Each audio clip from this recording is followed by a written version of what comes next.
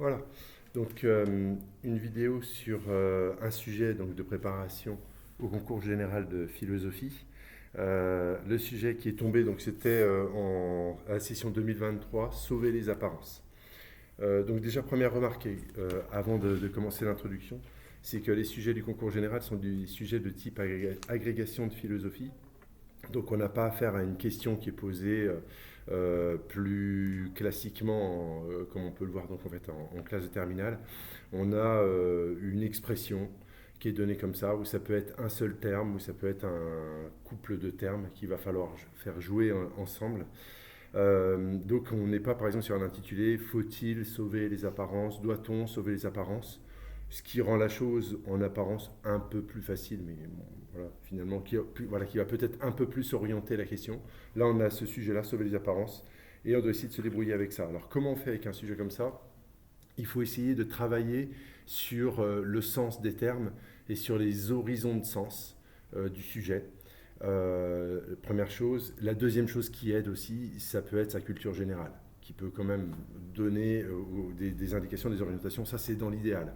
Quand on est en terminale, on n'a pas encore le temps d'avoir accumulé une grande culture générale en philosophie, puisqu'on est à un niveau d'initiation, sauf si on a commencé à faire de la philo en seconde, comme ça peut être le cas dans les lycées parisiens, par exemple, ou ceux qui vont être lauréats du concours général. Très clairement, il y a déjà une préparation derrière.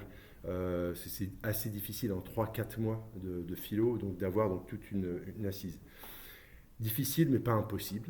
Donc ici, on va s'exercer à ce type de sujet, et puis donc je vais proposer donc, comment moi je traiterai cette question. Et on a aussi un entraînement qui peut être intéressant malgré tout, donc pour le baccalauréat. Donc on y va. Euh, alors, sauver les apparences, c'est une expression courante qui renvoie, à mon avis, à la vie sociale, à la vie commune, à la vie en communauté, c'est-à-dire là où nous apparaissons. Euh, Est-ce qu'il est possible que ce qui apparaît de nous soit sauvé? Ce qui laisse entendre plusieurs choses. D'abord, c'est que les apparences n'auraient pas d'autosuffisance, puisqu'elles devraient être sauvées. Si elles doivent être sauvées, donc à la voie passive, sauvées par quelque chose, par quoi, par qui? Donc une insuffisance d'abord donc des apparences. Euh, Si elles devaient être sauvées, deuxième point, ça voudrait dire qu'il faudrait qu'elles soient comme rehaussées, élevées, exaltées, hein, un peu comme quand on sauve quelqu'un de la noyade, on va le tirer vers le haut pour l'arracher donc à un danger ou à une menace. Euh, et troisième point, troisième remarque que je fais sur ce sujet-là, c'est que si elles doivent être sauvées, c'est qu'on peut supposer qu'elles sont en perdition, en situation de perte. Donc elles vont à la mort. Euh, voilà, donc on peut, s'il faut sauver les apparences, peut-être qu'elles sont liées à la mort, au mensonge, à la trahison, à une faiblesse congénitale, consubstantielle, et qu'il faudrait donc les arracher de là. Donc la question que je me pose ici, c'est de savoir d'où vient le geste qui consiste à sauver les apparences. Est-ce que cela vient des apparences elles-mêmes et de leur éventuelle insuffisance constitutive, de leur insuffisance ontologique, ou bien est-ce que cela viendrait d'un esprit d'annexion des apparences, quelque chose d'extérieur qui voudrait donc voir en elles une insuffisance et donc pour comment dire, les sauver donc comme de l'extérieur, ce qui pourrait peut-être revenir à une forme de trahison des apparences, ou peut-être à une infidélité des apparences, ou à un mépris des apparences, comme vouloir faire en sorte que les apparences soient considérées à partir d'autre chose qu'elles-mêmes, en fait. Alors, dans un premier moment, on essaiera d'analyser le contexte primitif dans lequel il nous est donné de sauver les apparences. Et ce contexte primitif nous semble être la vie sociale. Si les apparences sont à sauver, ce n'est pas donc au titre d'une nécessité, mais plutôt au titre d'une possibilité. On peut être amené à vouloir sauver les apparences, à devoir les sauver. On n'est donc peut-être pas tout le temps en train de sauver les apparences. On peut être amené à le faire en cas de gêne, en cas de honte, en cas d'humiliation. Donc nous pouvons vouloir sauver les apparences, euh, c'est-à-dire donc faire voir quelque chose qui, sur le moment même, ne se voit pas. Donc, si les apparences peuvent s'autosuffire dans ce qu'elles manifestent, il faut aussi considérer qu'elles sont porteuses donc d'une insuffisance congénitale, c'est-à-dire donc d'une fragilité potentielle. Ça, c'est ce qu'on verra dans un premier temps. Dans un deuxième moment, on verra que de cette insuffisance possible ou réelle, il s'agira de voir s'il est possible de soustraire les apparences à cette fragilité. Donc ça voudrait dire que les apparences ne seraient jamais à penser à partir d'elles-mêmes, mais plutôt à partir de ce qui pourrait les sauver. Alors on verra en quoi les apparences seront à penser à partir d'un apparaître pleinement compréhensible à partir d'une logique de l'être, c'est-à-dire à partir d'une ontologie, c'est-à-dire penser les apparences à partir de ce qui demeure et de ce qui ne passe pas. Cela dit, ce sera dans un troisième temps, le fait de sauver les apparences pourrait relever d'une impulsion fondée sur un refus, ou peut-être même sur une haine des apparences elles-mêmes. En prétextant les sauver, peut-être que nous chercherions à les nier. Alors, est-ce que le fait de sauver les apparences ne consisterait pas dans ce cas à les écarter de cette tendance qui consisterait à nier les apparences en tant qu'apparences? Est-ce qu'il n'y aurait pas une force des apparences? Et est-ce que ce ne serait pas donc dans la reconnaissance de cette force que consisterait le geste de vouloir sauver les apparences? Autrement dit, donc, il s'agira de voir si le sauver les apparences est à comprendre à partir des apparences elles-mêmes ou bien à partir de quelque chose d'autre qu'elles-mêmes. Donc, dans un premier temps, dans le plan, donc on verra que le fait de sauver les apparences, ce sera comprendre le monde dans lequel nous sommes comme étant possiblement perdu ou menacé. Se posera la question de savoir ce qui anthropologiquement, sociologiquement est recherché dans un tel geste. Et de savoir si nous y parvenons ou si nous pouvons y parvenir. Ça sera le premier temps. Dans la deuxième partie, l'insuffisance congénitale de l'apparaître nous amènera donc à sortir de l'ordre de la praxis. On aura vu en 1, c'était de la pratique, ordre social, anthropologique, social, pour trouver auprès de l'ontologie un secours qui pourrait nous permettre de sauver pleinement les apparences. Il s'agira là donc de voir l'exigence de rationalité, de systématicité, voire d'assomption totale des apparences qui se jouent par exemple dans la science ou dans la philosophie. Dans un dernier temps, cette insuffisance présupposée des apparences étant peut-être donc une trahison radicale des apparences elles-mêmes, car on voudrait comprendre les apparences relatives à partir donc d'un savoir absolu, non relatif, eh bien se posera la question dans ce dernier temps de sauver donc les apparences, donc de les sauver donc d'une contorsion qui chercherait à les comprendre à partir de ce qu'elles ne sont pas. Donc est-ce qu'il est possible de comprendre les apparences, d'agir à partir d'elles et envers elles sans les fausser? Est-ce que le fait donc de fausser les apparences suppose donc une logique de la vérité qui paradoxalement fausse déjà les apparences? Ou bien est-ce que l'apparaître devrait être pensé en dehors d'une logique de la vérité? Et si c'est le cas, comment pourrait-on appréhender réellement ce que sont les apparences? Alors, saisir ce que sont les apparences, est-ce que ce sera les sauver ou au contraire, en voulant les sauver, est-ce que ce serait définitivement les perdre?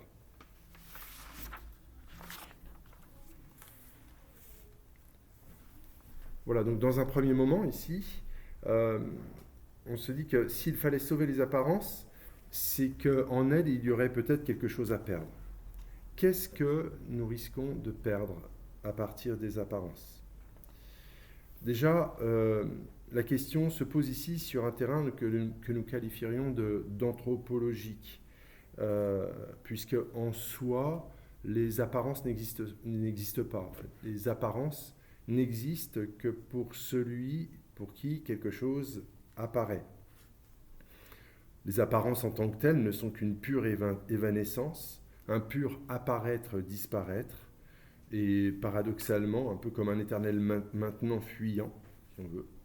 Mais quand on parle donc d'apparaître ou de disparaître, c'est toujours supposer quelqu'un à partir de qui ou pour qui les choses apparaissent ou bien disparaissent. Bref, la question fait sens à partir d'un champ anthropologique, on pourrait dire, c'est-à-dire à partir de l'être humain.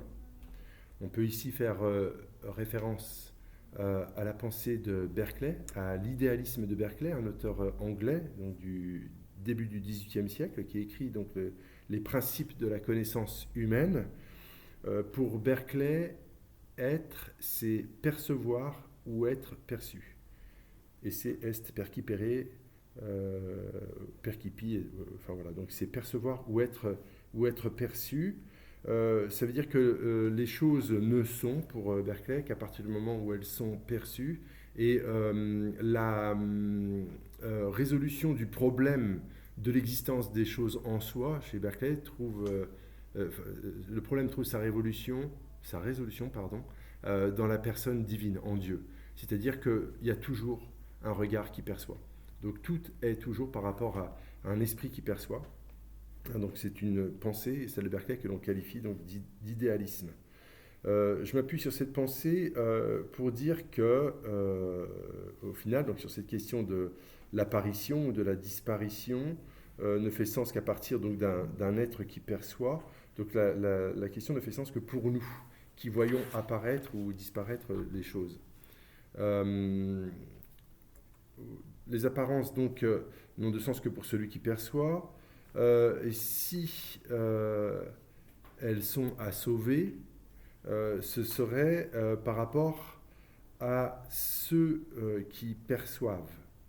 Ce qui veut dire que, ici, la deuxième chose que je voudrais souligner, c'est que le fait de sauver les apparences n'a de sens que dans un contexte d'intersubjectivité, c'est-à-dire à partir de sujets qui perçoivent et qui perçoivent ensemble.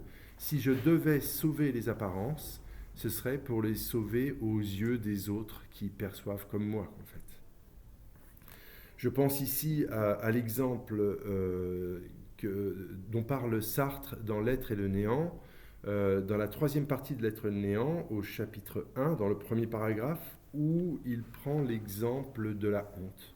Tant que je suis un sujet tout seul, d'une certaine façon, je puis faire ce que je veux, et notamment donc dans l'expérience j'allais dire la contravention, le fait de contrevenir ou de faire quelque chose qui ne serait pas honnête ou qui ne serait pas moral. Si je suis seul d'une certaine façon, je puis m'asseoir sur la morale et ne pas en tenir compte. Par contre, à partir du moment où autrui me perçoit, c'est là qu'apparaît le sentiment de honte, puisque j'ai honte de moi tel que j'apparais à autrui. Et le regard d'autrui, d'une certaine façon, me fige donc dans l'acte que je suis en train de commettre. Par exemple, si je vole ou par exemple si je suis voyeur et que je regarde, je puis me délecter en étant voyeur, mais si je me vois étant vu comme étant voyeur, c'est là que j'éprouve la honte. C'est là que je pourrais éventuellement vouloir sauver les apparences en expliquant que mais non, c'est pas ce que vous croyez, c'est pas ce que j'étais en train de faire, etc. Et c'est peut-être donc au moment où je voudrais sauver les apparences, mais qu'elles sont déjà perdues, en fait, que c'est déjà trop tard.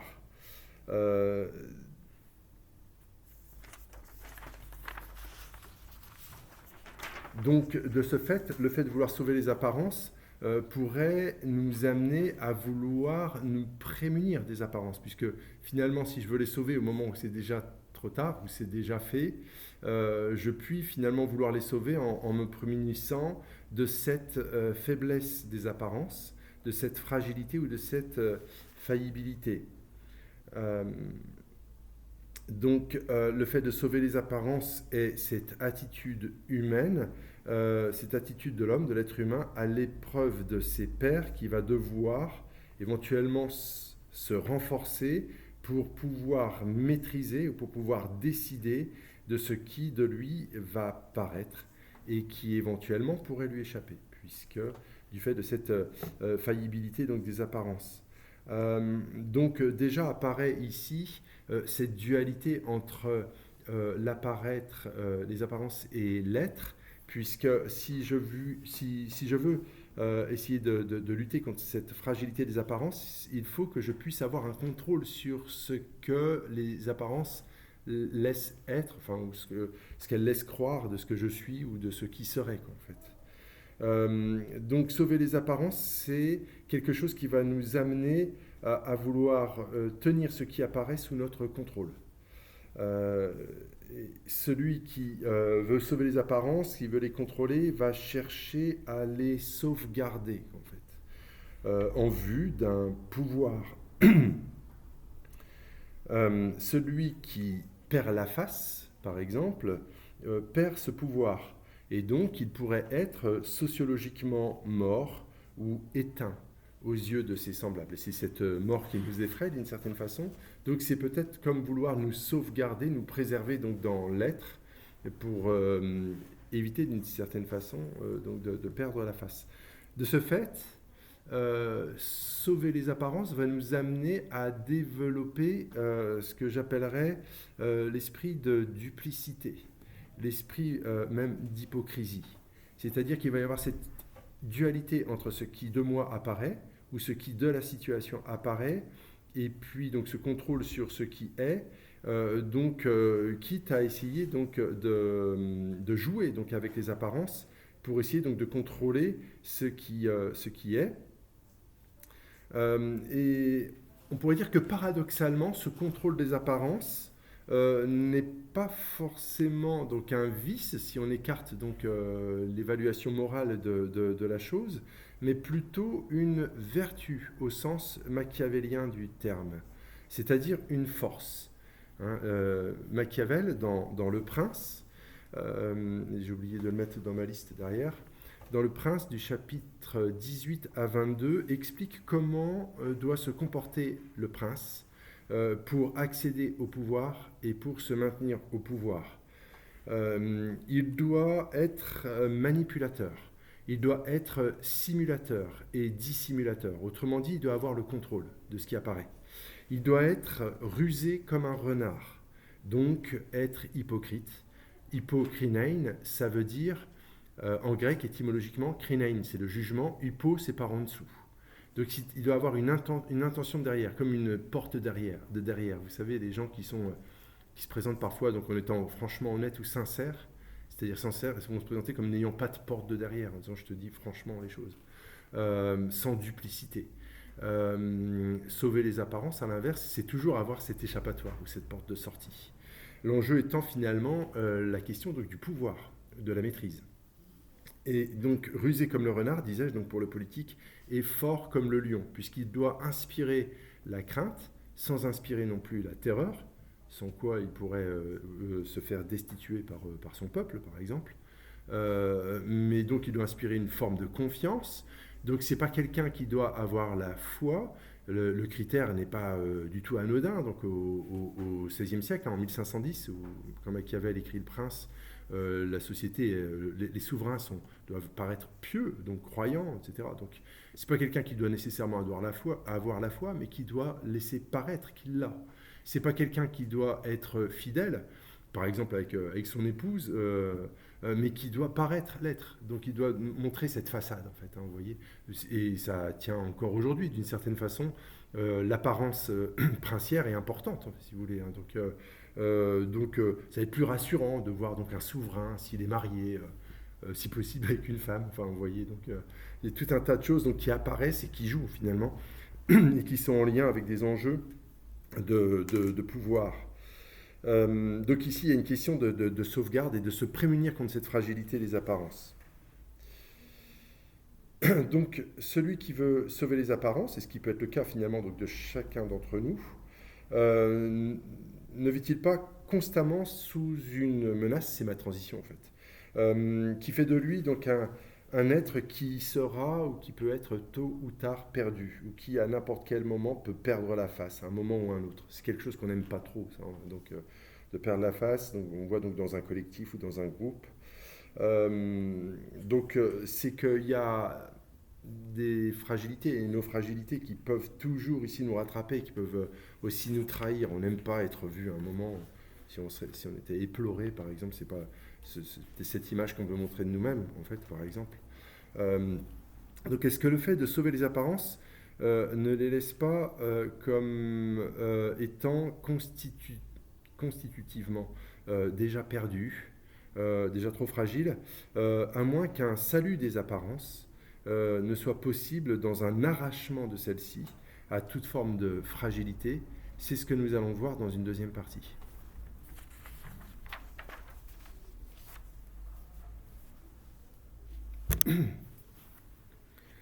Alors, est-ce que le fait de sauver les apparences peut se jouer en sauvant celles-ci de ce qui viendrait les perdre? Est-ce que c'est possible?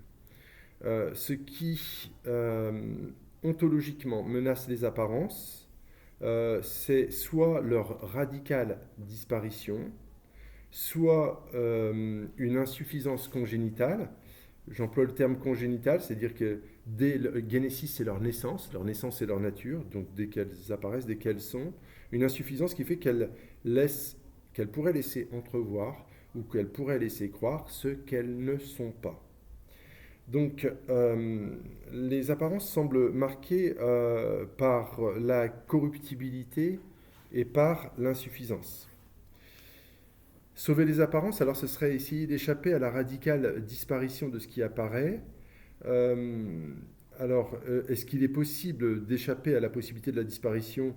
Pas véritablement, dans la mesure où tout est soumis à la génération et à la corruption, comme dit Aristote. Donc la fragilité du réel apparaît comme étant inévitable. Malgré tout, il semble possible d'arracher les apparences à l'initiale distorsion qui fait qu'elles peuvent laisser apparaître ce qu'elles ne sont pas, afin que l'on reconnaisse à travers elles ce qui paraît et ce qui est vraiment. J'ai cité Aristote. Aristote, comme vous le savez, chez Aristote, donc dans le Dégénérationné et le Corruptionné, donc le traité de la génération et de la corruption, pour Aristote, il y a une distinction entre le sublunaire et le supralunaire, ce qui est en dessous de la Lune et ce qui est au-delà de la Lune. Et donc les choses apparaissent et disparaissent, mais malgré tout, même dans le sublunaire, où tout est soumis à la naissance et à la mort, il y a la possibilité donc de comprendre ce qui apparaît, et la compréhension va s'appuyer sur la reconnaissance de la forme, c'est-à-dire la reconnaissance de l'essence de toute chose. Donc même si toute chose apparaît et disparaît, il y a quelque chose qui reste constant, il y a deux choses qui restent constantes chez Aristote, c'est la forme et la matière. La matière qui dans l'absolu est sans forme, ça c'est la protéulée, la matière première chez Aristote, mais le sans forme n'est jamais perceptible, n'apparaît jamais véritablement, parce que ce qui apparaît c'est toujours un sunolon, en grec, S-U-N-O-L-O-N, sunolon, c'est-à-dire un composé de matière et de forme, et la connaissance est toujours reconnaissance de la forme, c'est-à-dire reconnaissance de ce qui est constant et même reconnaissance de ce qui est nécessaire. Quant à ce qui est supralunaire, lui, il est toujours, de toujours à toujours, donc il est une essence qui apparaît sans jamais disparaître. Les astres étant pour Aristote divins, les planètes, les étoiles, etc., le soleil étant donc des êtres divins.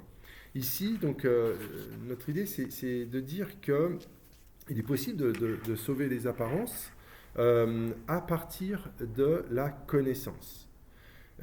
Et on voit donc c'est l'objectif de la philosophie qui, à partir des apparences, pense les apparences à partir de cette dualité entre ce qui apparaît et ce qui est, déjà chez Platon en fait, hein, donc à partir des idées ou des formes éternelles et divines, les essences, qui permettent donc, qui sont le fondement ontologique de tout ce qui apparaît et de tout ce qui disparaît.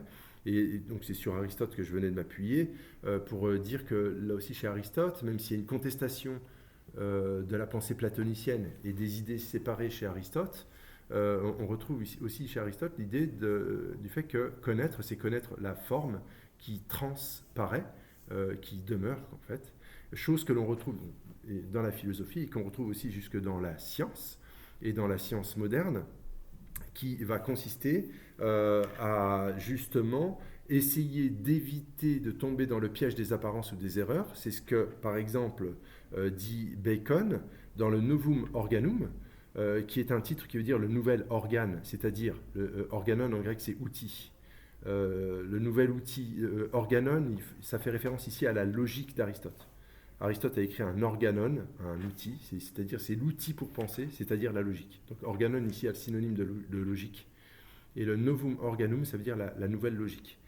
Donc ouvrage écrit au début au XVIIe siècle par Bacon, et dans lequel il va exposer le fait que la science nouvelle, la logique nouvelle, va chercher à comprendre la nature en évitant de tomber dans le piège des apparences. Et c'est là qu'on va se mettre à faire des tableaux, c'est-à-dire à modéliser des expériences, c'est-à-dire à jouer avec les apparences, pour voir qu'est-ce qui est constant comme phénomène, qu'est-ce qui disparaît, ou au contraire, qu'est-ce qui apparaît. Donc on fait des tableaux comme ça qui permettent donc d'évaluer à partir, donc à conditions égales dans l'expérience, pour voir finalement la variabilité, pour comprendre derrière la constance finalement des lois de la nature. Si bien que Bacon dira, cherchant ici à comprendre la régularité de la nature, c'est-à-dire les règles de la nature, c'est-à-dire les lois, Bacon dira, on ne commande à la nature qu'en lui obéissant. Qu'est-ce que ça veut dire si ce n'est qu'il faut ici observer les apparences pour comprendre ce qui transparaît et pour comprendre ce qui, derrière, ce qui sous-jacemment demeure, reste. Vous voyez. Il y a là donc ici une compréhension donc, des apparences. C'est en cela consisterait le fait donc, de vouloir sauver les apparences, non pas à partir d'une attitude de prestidigitation, c'est-à-dire de jouer avec les apparences, comme on avait pu le voir dans une première partie, ce qui finalement est un jeu avec les apparences, mais un jeu de dupe, si vous voulez, un jeu de pouvoir ou des enjeux de pouvoir, mais qui d'une certaine façon ne permet pas véritablement de sauver les apparences, puisqu'on peut tôt ou tard, comme on disait, donc perdre la face. Un souverain peut être destitué. Enfin, quelqu'un qui assure, comme on dit, peut tout d'un coup tomber dans une insécurité, en fait, finalement, et perdre la face et avoir honte et peut-être plus jamais apparaître, tellement, voilà. Alors que là, il s'agit plutôt de percevoir donc, la puissance du réel, ses potentialités, par la compréhension donc, des lois mathématiques, qui structure la physique. C'est ce que Descartes dit, par exemple, dans les Principes de la philosophie, au livre 2, article 52. Donc, le fait de sauver les apparences, c'est le fait d'être maître de ces apparences, non pas en apparence, comme on l'avait vu dans la première partie, mais être réellement maître des apparences, ce qui nous amène, nous dit Descartes, par exemple, dans la 5e partie du discours de la méthode, à pouvoir être maître et possesseur de la nature, c'est-à-dire d'être dans une maîtrise totale. De ce fait, sauver les apparences, ce serait nous sauver de l'erreur, nous sauver de l'illogicité, nous sauver de l'irrationnel. C'est déjà en fait ce que projetaient de faire Eudoxe et Ptolémée dans l'Antiquité, chez lesquels on peut trouver cette expression « sauver les phénomènes » en fait, dans la Grèce antique, donc l'expression qui est assez proche. Ta phainomena en grec, ça veut dire les apparences. Phénomène, ça veut dire c'est ce qui apparaît. Et le fait de sauver donc les phénomènes, ça voulait dire pour Eudoxe et Ptolémée, à l'époque antique, donc déjà saisir la rationalité des mouvements de la nature, notamment des mouvements célestes, leur régularité, afin de pouvoir notamment établir des calendriers, des éphémérides, ce qui peut nous aider pour la navigation, etc. Donc, c'est-à-dire avoir une certaine forme de maîtrise du temps. La chose se poursuit, si vous voulez, jusque dans l'esprit scientifique moderne, avec cette différence que la science moderne projette de comprendre les phénomènes, les apparences, des phénomènes avec rigueur, afin de pouvoir aussi agir sur eux, d'où le développement exponentiel donc, de la technique et la maîtrise totale de la technique dans laquelle nous sommes depuis donc, la modernité, en fait, cette perspective donc, d'une maîtrise totale. Donc, on pourrait dire que le fait de sauver les apparences, c'est accomplir le monde en le rationalisant, en l'arrachant au pouvoir du néant, du non-sens, ou de ce qui serait pour rien. Et il y aurait là donc un accomplissement de l'humanité, une humanisation du monde, via la compréhension, la science et via la maîtrise en fait, du monde. Alors en élément de transition, je dirais ici que si le fait de parler d'apparence qui serait à sauver permet d'humaniser le réel, est-ce qu'il n'y aurait pas là donc un anthropocentrisme qui chercherait à arraisonner le monde, c'est une expression heideggerienne de Heidegger, à arraisonner le monde, c'est-à-dire à le conquérir par la raison pour le soumettre. Dans le fait d'arraisonner, vous avez le terme raison qui est dedans, et puis vous savez, comme arraisonner, c'est comme quand un bateau va à la conquête de l'autre, il va l'arraisonner. Donc c'est un peu comme si donc, cette raison allait à la conquête du réel pour la raisonner et la ramener donc à la rationalité, c'est-à-dire comme quand on veut saisir le monde. Hein. Donc le terme saisir, c'est le comprendre, c'est le saisir avec la main, l'avoir en main et en maîtrise. Et quelque chose qui serait de cet ordre-là. Est-ce que la considération en soi des apparences, si cette expression a un sens, puisque en soi, ça veut dire donc dans l'absolu, comment considérer les choses dans l'absolu, quelque chose de relatif dans l'absolu, mais enfin, est-ce que si on considérait les apparences pour elles-mêmes, est-ce que ça ne devrait pas nous amener à un regard décentré de nous-mêmes, où rien ne serait à sauver ni à perdre? Est-ce qu'on peut tenter une telle compréhension de l'expression sauver les apparences? Ce qui m'amène à ma troisième partie.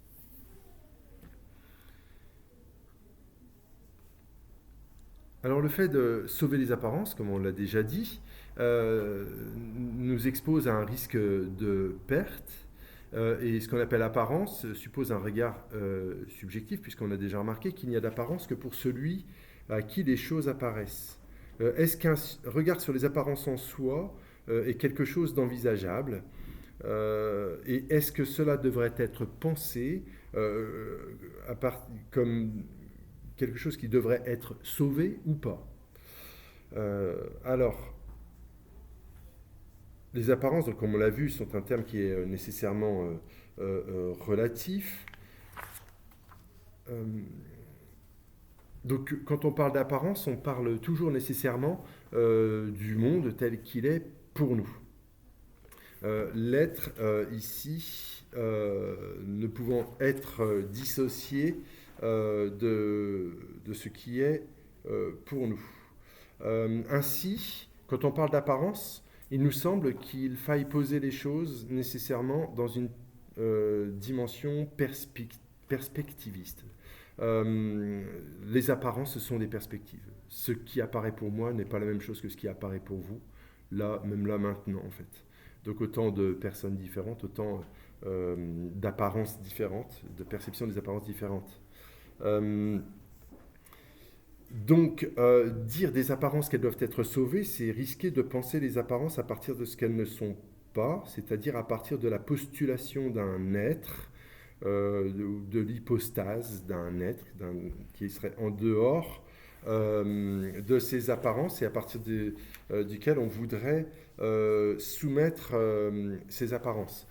Je pense ici donc à la critique nietzschéenne, donc la critique de Nietzsche de l'histoire de la métaphysique et à la critique que Nietzsche fait donc de l'idéalisme, c'est-à-dire à cette tendance que la métaphysique a eue et pour lui que la religion aussi a eu, à poser donc une distinction entre apparaître et être, comme si il fallait penser les apparences à partir d'un concept autre et à partir de ce qu'elles ne sont pas, puisque l'être demeure et finalement la perspective donc de l'être c'est l'éternité et donc les apparences sont tout sauf éternelles.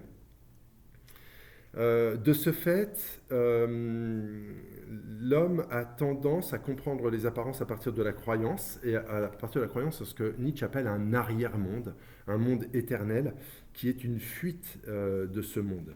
Et pour Nietzsche, la science elle-même relève encore de cette même attitude, relève encore de la croyance. La science est une forme de foi pour Nietzsche. C'est ce qu'il dit par exemple dans le paragraphe 344 du Gai Savoir. La science est une forme de conviction, elle est encore mise en mouvement par cette croyance qui consiste à dire qu'il ne faut pas se tromper, qu'il ne faut pas tromper. Elle est encore tenue par une volonté de vérité. Donc la science est encore très religieuse pour Nietzsche. Et d'ailleurs, le paragraphe 344 est intitulé quelque chose comme « Pourquoi Dans quel sens nous aussi sommes encore pieux. Et la piété, chez Nietzsche, c'est un gros mot, quoi. C'est une pensée très anti-religieuse, très anti-métaphysique, très anti-philosophique, en fait, que la pensée de Nietzsche, en fait. Donc en quoi nous sommes encore crédules, on pourrait dire, ou encore donc, dans cette espèce de piété. Euh, Or, nous dit Nietzsche, la vie n'est faite que d'apparence, elle n'est faite que d'erreurs, elle n'est faite que d'imposture, que de dissimulation, d'aveuglement, d'auto-aveuglement. J'ai cité ici le paragraphe 344. Donc la vie est foncièrement immorale. Et la perspective de la pensée nietzschéenne, c'est d'essayer de rétablir donc une pensée qui aille dans le sens de ce qu'il appelle la volonté de puissance, dit Wille zur Macht en allemand, la volonté de puissance. C'est-à-dire une volonté qui se veut elle-même, un désir qui se veut lui-même, et non pas un désir qui va fuir la vie et qui va désirer ne plus désirer. Parce que pour Nietzsche, tout ce qui relève de la morale, de la religion et de la philosophie relève d'une espèce de haine des apparences, d'une haine de la vie. Donc les philosophes sont des gens malades, les religieux sont malades, donc dans la fuite de cette vie, en fait, de cette vie qu'il faut réassumer, qu'il faut assumer pleinement pour Nietzsche, dans tout son caractère cruel, dans tout son caractère apparent, sélectif, qui peut paraître moralement monstrueux et qui pourtant relève du déploiement d'une force. La vie est force et cruauté, elle est création, elle est destruction. Et il ne sert à rien de vouloir la sauver de quoi que ce soit. Vouloir sauver les apparences, ici, relèverait donc de cette espèce d'impulsion qui consisterait à vouloir fuir le monde. Dans le paragraphe 75 du Gai Savoir, Nietzsche nous dit qu'il nous faut réassumer ce monde dans son caractère infini, mais il faut comprendre ici donc l'infini du côté de sa pluralité de perspectives, de son infinité de perspectives, donc d'un point de vue perspectiviste, un peu comme dans un sens héraclitéen. Héraclite, c'est un auteur donc, de l'Antiquité, c'est un présocratique, c'est avant Platon. Et pour Héraclite, on ne se baigne jamais deux fois dans le même fleuve. Il nous reste d'Héraclite des fragments. Et donc, c'est-à-dire, donc les fragments ont été repris et édités. Et donc, dans les fragments d'Héraclite, voilà, il me dit on ne se baigne jamais deux fois dans le même fleuve, tout simplement parce que je ne suis jamais la même personne, jamais le même sujet. Et la réalité n'est jamais deux fois la même. Donc, si je vais me baigner dans la Meuse à la Varenne, c'est jamais deux fois la même Meuse, c'est jamais deux fois la même personne. Donc, tout change du tout le temps. Et donc on est dans la pensée nietzschéenne, dans cette espèce de projet de restauration du multiple. C'est très anti-platonicien, quoi. Plutôt que de comprendre le réel à partir de l'être, à partir de l'unité, voire à partir de l'unité absolue, à partir de Dieu. Il y a un projet très anti-métaphysique, très anti-théologique ici chez Nietzsche. Donc, qui consiste à reprendre les apparences, ou à considérer les apparences à partir d'elles-mêmes, finalement, puisque tout n'est qu'apparence à interpréter. Pour Nietzsche, tout est interprétation, en fait. Donc la vie est le texte initial dans sa pluralité qui est à interpréter. Et la religion, la morale, la philosophie est une interprétation qui va contre la vie, pour Nietzsche. Voilà donc dans les grandes lignes un peu la pensée nietzschéenne. Donc vouloir viser une perspective unique ou un être unique, comme le fait la philosophie ou comme le fait la science, est une tentative ridicule pour Nietzsche.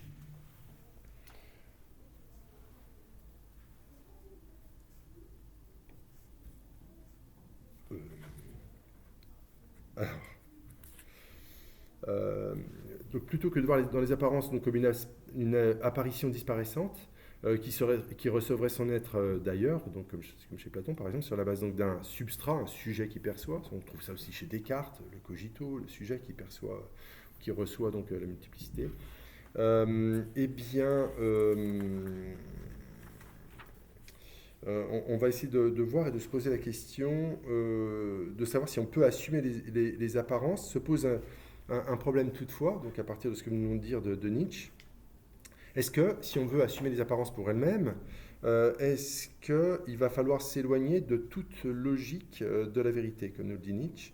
À ce moment-là, si rien n'était à sauver dans les apparences, est-ce que celles-ci ne seraient pas à considérer donc, dans leur brutalité? mais est-ce que ça ne serait pas dans ce néo-héraclitéisme, en fait, eh bien, admettre que finalement, dans ce qui apparaît, tout était déjà comme perdu, finalement, comme apparaissant, disparaissant, sans qu'on ne puisse sauver quoi que ce soit.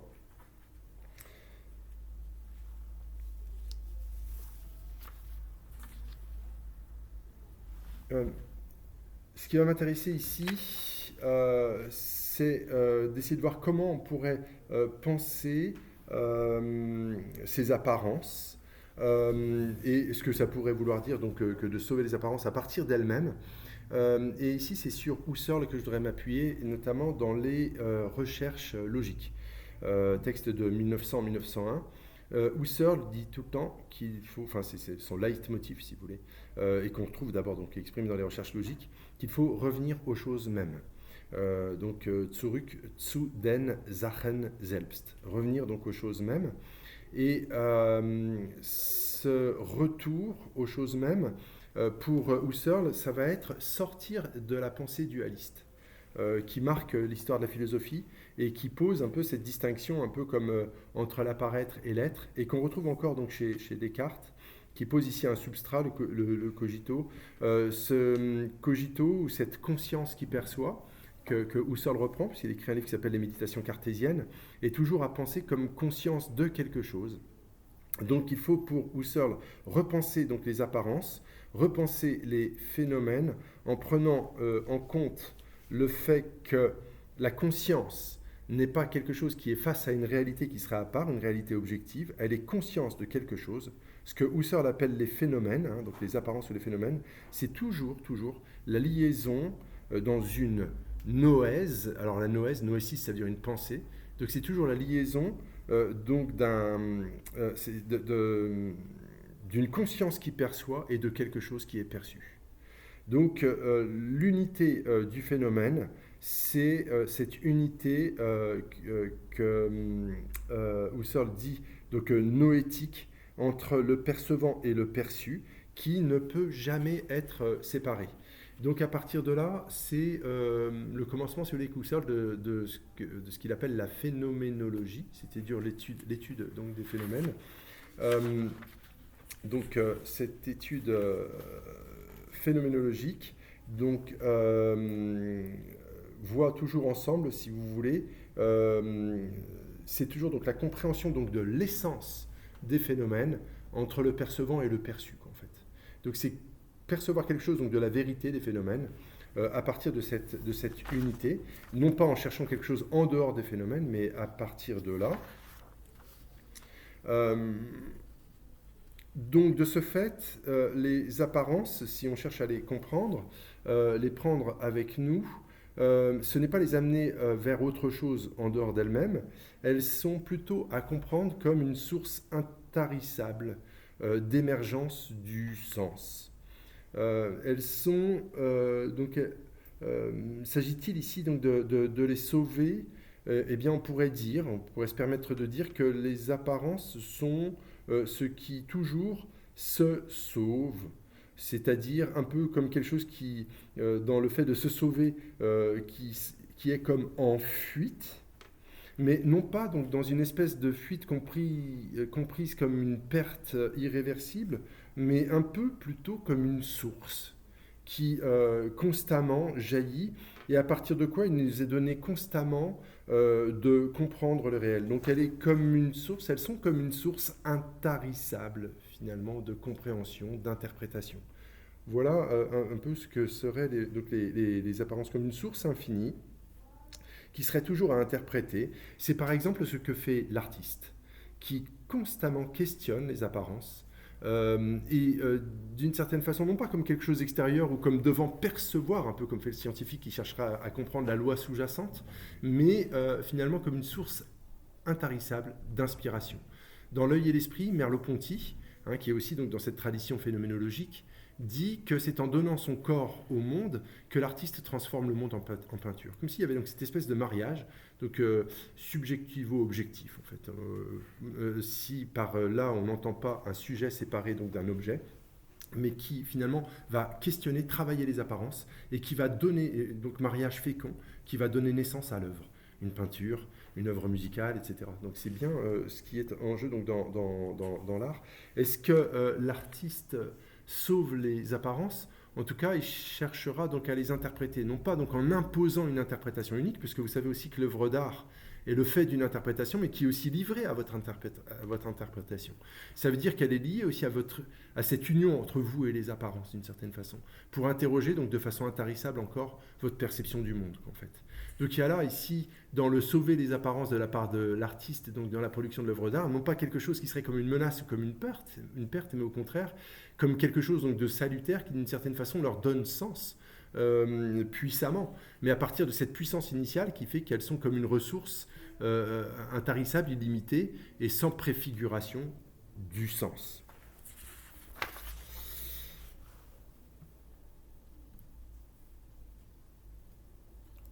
Ainsi, donc, sauver les apparences serait comme une tâche humaine, toujours à reprendre, par rapport à ce sens virtuel qui jaillit, donc, ou qui est présent, si vous voulez, donc, dans ces apparences, donc, comme une potentialité, comme une virtualité. Hein, donc la virtualité, je reprends ici cette idée de virtu, de force, mais ici donc de potentiel ou de puissance, qui n'est d'une certaine façon pas forcément activée, mais qui peut l'être. Un peu, vous voyez, comme cette puissance de la nature. Quand vous regardez la nature, vous voyez cette virtualité de la nature. Par exemple, si vous voyez un verger, un pommier, il y a plein de pommes. Donc il y a plein de trucs à manger, si vous voulez. Et puis parfois, personne ne les ramasse. On pourrait se dire, mince, enfin, c'est perdu. Oui et non. D'une certaine façon, la nature est généreuse. J'ai bientôt terminé. Généreuse, abondante. Elle est extrêmement féconde. Comme nous, en fait, on est extrêmement fécond, même physiquement.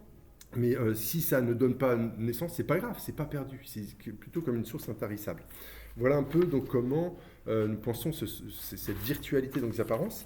Ici, donc, je vais terminer mon raisonnement par une conclusion. Donc, le fait de sauver les apparences, c'est une expression qui apparaît comme une injonction, un peu comme un ordre, dont on a essayé de comprendre quelle était l'intention sous-jacente. De ce fait, dans cette injonction, on s'est rendu compte que les apparences n'existaient pas en soi, mais qu'elles étaient toujours à penser à partir de l'être pour lequel quelque chose apparaît, d'une part, et donc aussi à partir d'une essence. Donc c'est à partir de cette dualité apparaître-être qu'on a essayé donc de penser les choses, et on s'est demandé ce qu'il pouvait y avoir à sauver quand on cherchait à sauver les apparences. De là, il nous est apparu que les apparences seraient à comprendre à partir de ce qui lui est autre, de ce qui ne disparaît pas, de ce qui est toujours, et donc à partir donc, d'une ontologie, à partir d'une idée de l'être. Ce serait à partir de là qu'on pourrait vouloir sauver les apparences, que ce soit dans l'ordre de l'action, la praxis, ou bien que ce soit dans l'ordre de la compréhension, la théoria. À partir d'une investigation sur ce que sont les apparences, il nous semble avoir compris que le fait de vouloir les sauver ne pouvait se jouer en dehors des apparences elles-mêmes ou en dehors de ce qui apparaît. Même pour le scientifique, c'est toujours de toute façon à partir des apparences qu'il pourrait vouloir donc les sauver. Les apparences ont alors été finalement comprises à partir donc de leur fragilité consubstantielle, c'est vrai, mais aussi à partir de leur virtualité, à partir de leur puissance fondamentale. C'est-à-dire ici que c'est paradoxalement dans la faiblesse des apparences que nous avons cerné ou saisi une puissance de ces apparences, une potentialité, et c'est-à-dire une véritable force, puisqu'elles ont été comprises comme étant le terrain potentiel d'une émergence du sens, qui par exemple peut se réaliser dans l'art, sauver donc les fragilités qui ici se retournent en une force. C'est comme ça que nous avons essayé donc de comprendre cette expression sauver les apparences. Je vous remercie pour votre attention.